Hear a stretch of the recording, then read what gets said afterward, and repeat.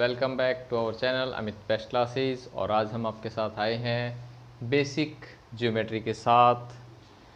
तो basic geometry के बारे में आज हम डिस्कशन करेंगे। देखिए, सबसे पहले ये हमने एक ऐसे डॉट लगा दी, तो इस डॉट को हम बोलेंगे पॉइंट। क्या बोलेंगे हम इसको? पॉइंट बोलेंगे। इस डॉट का नाम फिर हम रख देते हैं ओ, तो इस पॉइंट का नाम हो जाएगा ओ। इस तरीके से कुछ भी नाम हो सकता है, A B C D X Y Z, कुछ भी। फिर जब बहुत सारी डॉट इकट्ठी होंगी तो उससे हमारा बनेगा इस टाइप से, ये इस टाइप का एक डायग्राम बनेगा। तो इसको हम क्या नाम देते हैं? स्टार्टिंग पॉइंट पे मैंने ए लिख दिया और एंड पॉइंट पे मैंने बी नाम लिख दिया, तो इसको हम बोलते हैं लाइन सेगमेंट। अगर हमें इस लाइन सेगमेंट का नाम लिखना है तो इसका नाम हम लिखेंगे ए बी, और ये इसके ऊपर एक साइन आ जाता है लाइन सेगमेंट का। तो या तो इसको ये लिखो या फिर हम इसको उल्टा भी लिख सकते हैं, बी ए लाइन सेगमेंट। अगर इसके नेक्स्ट जो है, अगर हम इसमें दोनों तरफ एरो लगा दें, सेम यही चीज़, अब ये हमारी होगी लाइन, ये हमारी होगी लाइन। अब इसका नाम भी हम क्या रख सकते हैं? ए बी भी बोल सकते हैं और बी ए भी बोल सकते हैं। ए बी, इसके ऊपर हम ऐसे सिंबल लगा देंगे, या फिर बी ए, ये हमने इसका नाम लगा दिया। इस तरीके से हम इसको बोल सकते हैं। तो ये हमारी है लाइन। इसके बाद अगर मैं एक तरफ डॉट लगा दूं और दूसरी तरफ एरो लगा दूं, ए बी, ये हमारी होगी रे। इसको हम बोलेंगे रे, बोलेंगे इसको हम रे बोलेंगे, रे। अब इसका नाम जो होगा वो ए से बी की तरफ है, तो हम ए बी नाम देंगे, इसका बी ए नाम नहीं बोलेंगे। ये वाला नाम हम इसको नहीं बोलेंगे क्योंकि इसका पॉइंट जो है वो ए से बी की तरफ जा रहा है। इसका एरो जो है ए से बी की तरफ है, इसलिए इसका नाम केवल ए बी ही लिखा जाएगा। हाँ, अगर आपने ऐसे उल्टा किया हुआ है इसको, अगर बी ए ऐसा है, अब हम इसको बी ए लिख सकते हैं, लेकिन ए बी इसको नहीं लिख सकते। अब इसको हम ए बी नहीं लिख सकते, इसको अब हम ए बी नहीं लिख सकते। ये ध्यान रखना है, ये हमारे इसके ऊपर लाइन सेगमेंट का निशान होता है, ये लाइन का निशान होता है, ये रे का निशान होता है। ठीक है, इस तरीके से हम करेंगे। इसके बाद अब हम करेंगे एंगल्स के बारे में बात करेंगे। एंगल्स कैसे उनके नाम होते हैं, और फिर कुछ नई बातें करेंगे। अब जो लाइन हमने बनानी सीखी है, देखिए, अगर एक लाइन ये है और एक लाइन इसको कट करके यूं जा रही है, तो इसको बोलते हैं इंटरसेक्टिंग लाइन। Intersecting line. और अगर यही लाइनें बिल्कुल एक दूसरे के साथ साथ चल रही हैं, रेलवे लाइन की तरह, आपस में कहीं नहीं मिलेंगी, तो इनको हम बोलते हैं पैरेलल लाइंस। इनको हम बोलते हैं पैरेलल लाइंस। और अगर एक लाइन है, इसके ऊपर ही दूसरी लाइन जा रही है, एक लाइन के ऊपर से ही दूसरी लाइन जा रही है, तो उसको हम बोलते हैं कोइंसिडेंट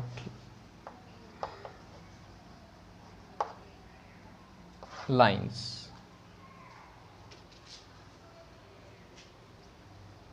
ये इंटरसेक्टिंग लाइन एक दूसरे को कट करके जा रही है, ये कभी भी आप एक दूसरे को कट नहीं करती, तो पैरेलल लाइन है। और ये दो लाइनें हैं जो हमेशा एक के ऊपर एक चल रही है, तो वो हमारी हो जाएंगी कोइंसिडेंट लाइंस। अब जब दो लाइनें एक दूसरे को कट करती हैं या फिर जहाँ पर दो लाइनें जुड़ती हैं वहाँ उनके बीच में एंगल बनता है। एक लाइन जैसे ये है, दूसरी लाइन ये है, मान लो ये लाइन सेगमेंट हो गया अभी, तो ये लाइन सेगमेंट है, एक लाइन सेगमेंट, ये दो लाइन सेगमेंट है, तो इनके बीच में जहाँ ये ज्वाइन करते हैं यहाँ पर क्या बनता है, यहाँ पर बनता है एंगल। इधर भी बनता है, इधर भी होता है, इधर भी होता है एंगल, लेकिन हम एक बार इसको लेके चलते हैं, ठीक है। तो इधर होता है हमारे पास एंगल। तो सपोज कीजिए कि मान लीजिए कि हमारे पास ऐसे लिखा हुआ है ABC और हमें इस एंगल का नाम बताना है। तो इस एंगल का नाम हम लिखेंगे, ये एंगल का साइन हो जाएगा। जो एंगल जिस पॉइंट पे है उसका नाम हमेशा सेंटर में रहेगा और वो जिस से जुड़ा हुआ है उसका नाम इधर और इधर रहेगा। ए और इधर आ जाएगा और सी इधर आ जाएगा। तो ये इस एंगल का नाम हो जाएगा ABC। जो बीच में आएगा वो एंगल है।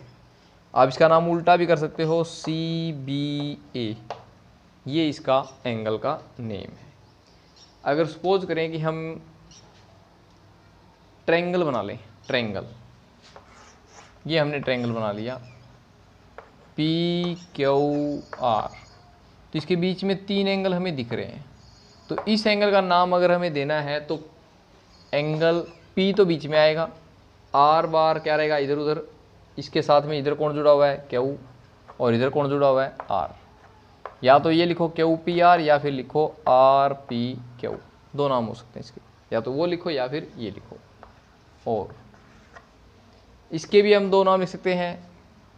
देखिए इसका बताना है ना, तो इसके इधर कौन है Q, ये खुद R है और इधर कौन है P। या फिर ये लिखो या फिर PRQ लिखो। इसी टाइप से इसका जो क्या लिखोगे PQR लिखो या फिर RQP लिखो। ये हमारा एंगल होगा। इस तरीके से हम एंगल दिखाएंगे बना करके।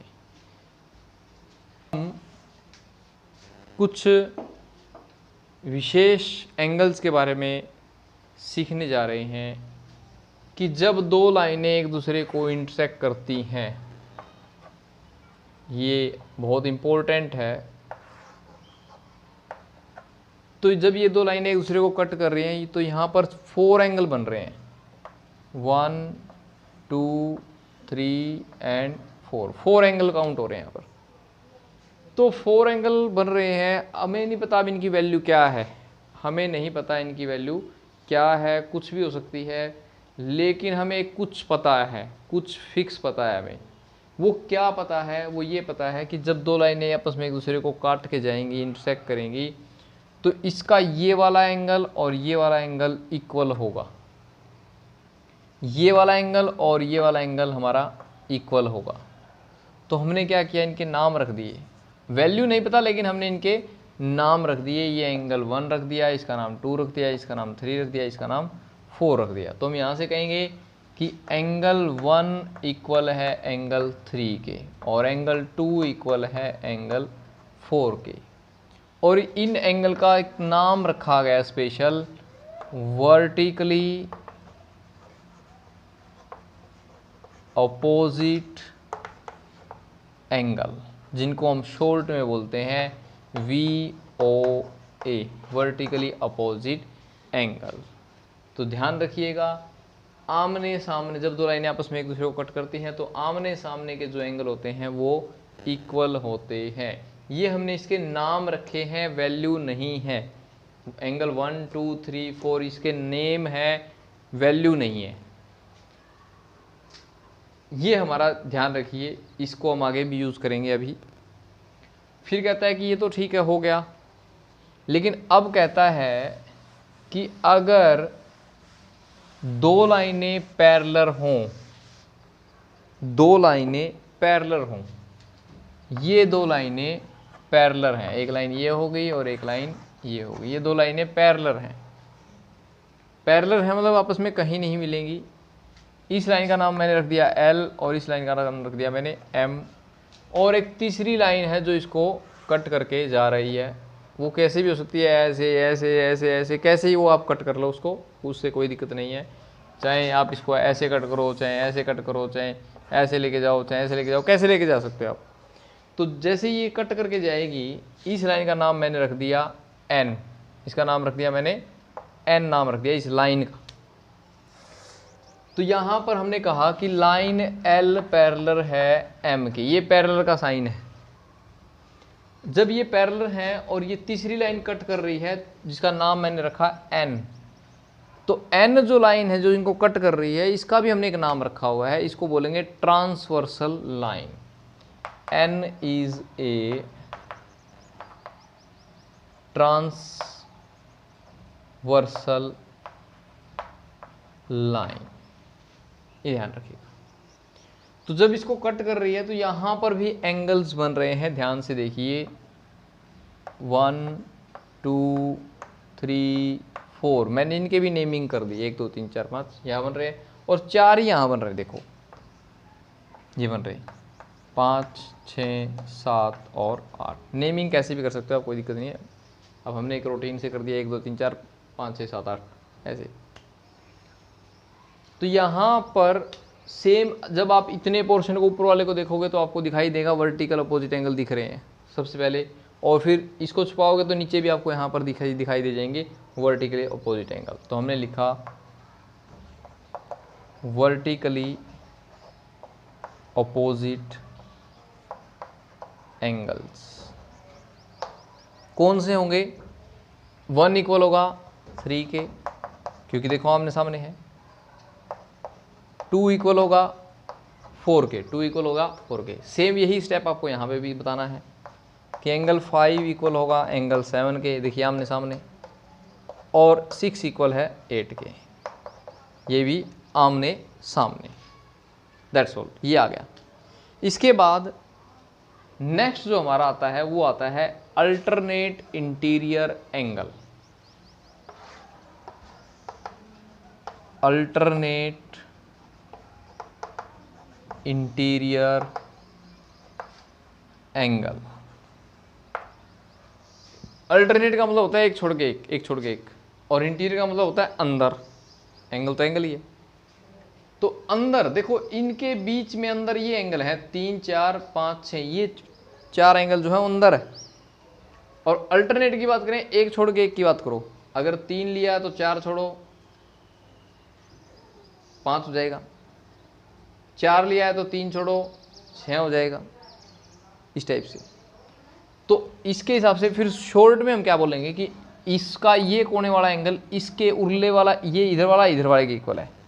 एंगल 4 इक्वल है 6 के, और एंगल 3 इक्वल है 5 के। तो यही तो है अल्टरनेट इंटीरियर एंगल। भाई 3 ले लिया, 4 छोड़ दो 5 आ जाएगा, 3 ले लिया 5 आ जाएगा, 4 लोगे 3 छोड़ दो 6 आ जाएगा। ये होते हैं alternate interior angle.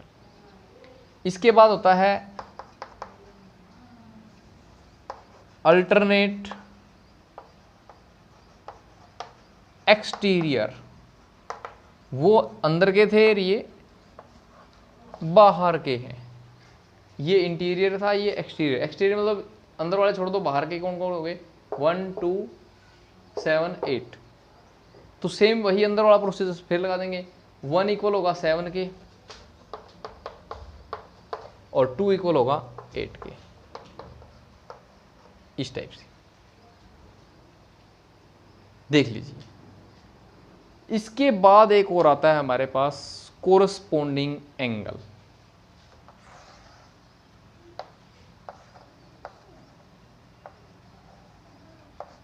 Corresponding angles. Corresponding angle हम किसको बोलेंगे, संगत एंगल होते हैं, संगत कोण। तो देखिए अब इसमें ध्यान से, ये एक है, एक एंगल, एक एंगल के कोने में घुसने की कोशिश करेंगे अगर हम, मैं ये पेंसिल ले लेता हूं, इस कोने के अंदर हम घुसेंगे डायरेक्शन ये रहेगी देखो। तो इसी डायरेक्शन में कौन से एंगल में, देखिए इसका मैंने एरो लगा दिया कि ये डायरेक्शन है इस कोने में, तो इसी कोने में घुसने के लिए आप ऐसा, और कौन सा कोना है देखिए, अगर आप इस कोने में घुसोगे तो डायरेक्शन चेंज होगी, इसमें घुसोगे तो भी डायरेक्शन चेंज होगी, इसमें घुसोगे तो भी डायरेक्शन उधर की होगी, इसमें घुसोगे तो देखो, इसमें घुसेंगे तो ये वाला डायरेक्शन है ना, इसमें घुस रहे हैं तो ये डायरेक्शन है, इस कोने में घुसेंगे तो भी यही डायरेक्शन है, इसमें ये हो जाएगी, इसमें ये हो जाएगी, इसमें हो जाएगी, देखिए सब में अलग अलग हो, बाकी इसकी डायरेक्शन इससे मैच कर रही है, तो इसका मतलब एंगल 1 इक्वल हो जाएगा हमारे 5 के।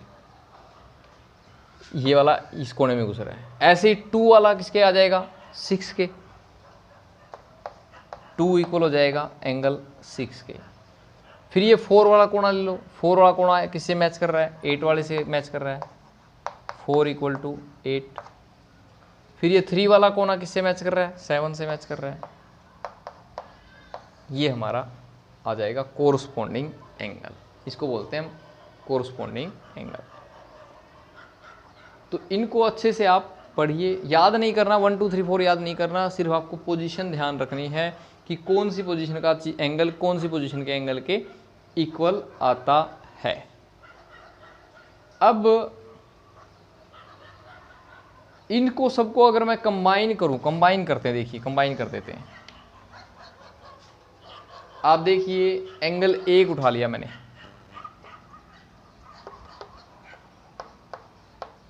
यहां पर एक इंपॉर्टेंट नोट है, एंगल 1 किसके इक्वल है, एंगल 1 एंगल 3 के इक्वल है, ठीक है। और एंगल 3 इसमें, और देखिए एंगल 1 और किसके इक्वल है, 5 के भी इक्वल है, और एंगल 3 किसके इक्वल है, 7 के इक्वल है। ये चारों एंगल आपके क्या रहेंगे, इसमें इक्वल रहेंगे, 1 3 5 7, जिग जैग जेड बन रहा है।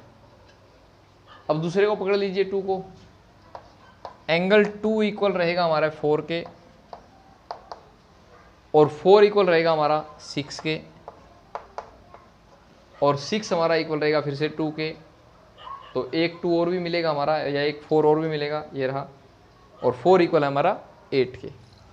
तो इस तरीके से देखिए ये 4 एंगल हमारे इक्वल रहेंगे, 4 एक रहते हैं, 4 एक रहते हैं, ये यूनिवर्सल ट्रूथ है।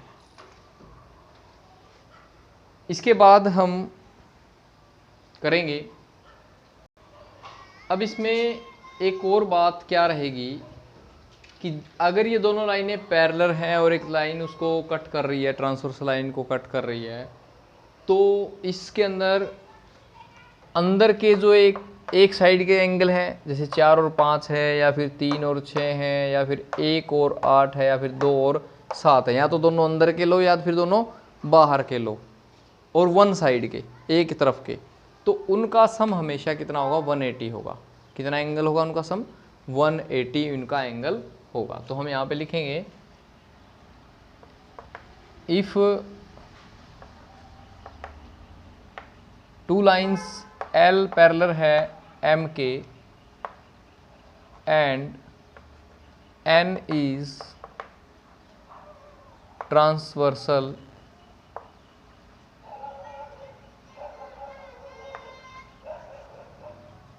लाइन। ये वैसे हमने बात यहाँ इधर भी लिख दी थी कि अगर L और M पैरेलल है और N ट्रांसवर्सल लाइन है, तो हम क्या बोल सकते हैं, the sum of angles, exterior angle और interior angle, sum of interior angles which are lying on the same side of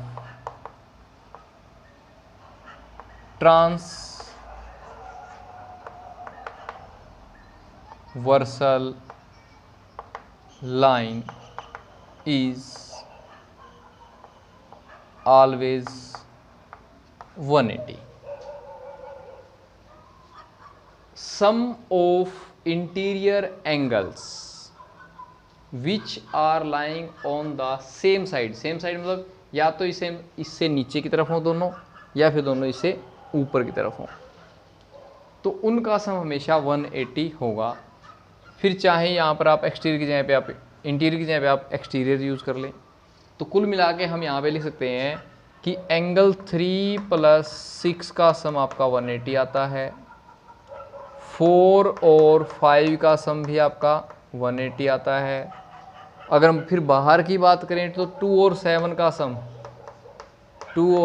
सम भी 180 आता है, और 1 और 8 का सम भी 180 आता है। फिर अब इसमें जैसे सम की बात आ गई तो मुझे 2 पॉइंट और भी याद आए कि ये हमसे पूछता है, 2 चीज़ें पूछता है, complementary angle and supplementary angle. Complementary and supplementary angles ये आते हैं हमारे पास। ये एंगल्स होते हैं, पेयर के रूप में होते हैं, पेयर के फॉर्म में, जोड़े के रूप में होते हैं। अब जोड़े के रूप में कैसे होते हैं, क्या इसमें ऐसा सिस्टम होता है, किन को बोलते हैं सप्लीमेंट्री एंड कॉम्प्लीमेंट्री एंगल। अगर 2 एंगल का सम 180 आता है तो वो सप्लीमेंट्री होता है, और अगर 2 एंगल का जोड़ 90 डिग्री आता है, 90 डिग्री आता है, तो वो कॉम्प्लीमेंट्री एंगल होते हैं। सिंपल सी बात है, सम 90 डिग्री आ रहा है 2 एंगल्स का तो कॉम्प्लीमेंट्री, और सम 180 डिग्री आ रहा है तो वो दोनों एंगल सप्लीमेंट्री एंगल कहलाते हैं। जिस तरह अगर एक हमने बोल दिया 50, तो इसका जो दूसरा पेयर जो बनेगा वो बनेगा 130। अगर हम इसमें ले लेते हैं 50 और कह देते हैं इसका कॉम्प्लीमेंट्री एंगल बताओ दूसरे वाला, तो इसमें हम लेंगे 40। जिन दोनों का सम 180 आए वो सप्लीमेंट्री एंगल, जिन 2 एंगल का सम 90 आए वो कॉम्प्लीमेंट्री एंगल। तो हमारी वीडियो के साथ बने रहें, कमेंट करके बताएं कि आपको कौन सा टॉपिक समझना है मैथ में, हम उसको आपको इजी करके आप बताएंगे और आपकी प्रॉब्लम्स को दूर करेंगे। हमारे चैनल को सब्सक्राइब करके हमारा जो है उत्साह बढ़ाइए, और इससे हमारा उत्साह बढ़ता है। आपका बहुत बहुत थैंक यू, जो आपने हमें इतना प्यार दिया हुआ है, बहुत बहुत थैंक यू। आप पढ़ते रहिए, बढ़ते रहिए, और एक अच्छी मुहिम के साथ हमने आपको लिए ये चैनल स्टार्ट किया है, जिसमें बच्चे मैथ के बेसिक चीज़ें सीख सकें, क्योंकि उन्हें बार बार बेसिक चीज़ें कोई सिखा नहीं पाता है। तो हमने इसीलिए जो है ये बेसिक मैथ्स स्टार्ट किया है। तो हमारे चैनल को सब्सक्राइब ज़रूर करें, और उन बच्चों तक हमारी वीडियो ज़रूर पहुंचाएं जिनको इनकी ज़रूरत है, ज़्यादा से ज़्यादा लोग इसका बेनिफिट उठा पाएँ और सब्सक्राइब करें। Thank you so much.